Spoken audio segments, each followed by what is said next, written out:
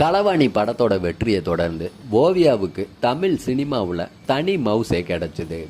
கலகலப்பு படத்தில் அவங்க ஆடின ஹாட்டான பாடலை தொடர்ந்து அவங்களோட சம்பளமும் உயர்ந்துச்சு.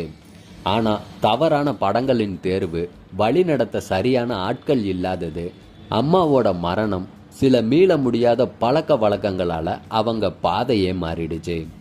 ஆனாலும் பிக் பாஸ் சீசனில் அவங்க கலந்துக்கிட்டதுக்கு அப்புறம் மறுபடியும் அவங்க மார்க்கெட் ஏறிச்சு. ஓவியா ஆர்மியால் சில காலம் பேசப்பட்டாங்க. மறுபடியும் அதே தவறுகளால் காணாமல் போனாங்க ஓவியா.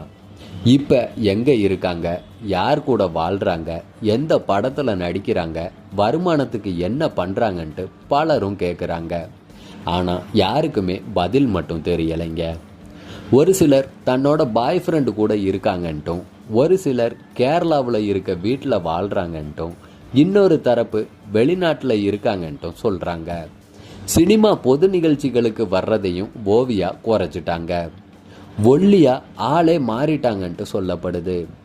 அவங்க சினிமாவில் நடித்து பல ஆண்டுகளாக அவங்களோட குணம், உடல், நடவடிக்கைகள் காரணமாக அவங்கள யாருமே படங்கள்லையும் புக் பண்ணுறது கிடையாதான்.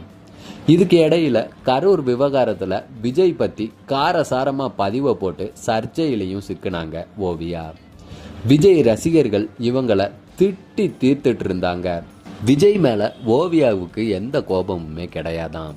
விஜய் டீமில் இருக்க ஒரு முக்கியமான நபரால் தான் அவங்க தனிப்பட்ட முறையில் பாதிக்கப்பட்டாங்களாம். அந்த கோபத்தில் அப்படி பதிவிட்டிருக்காங்கன்ட்டு கூட சொல்லப்படுது. ஓவியாவோட இப்போதைய வயசு 35ங்க. இதுக்கு மேலேயும் அவங்கள சினிமாவில் பார்ப்போமா இல்லை பார்க்க மாட்டோமான்றதை பொறுத்து இருந்து தான் பார்க்கணும்.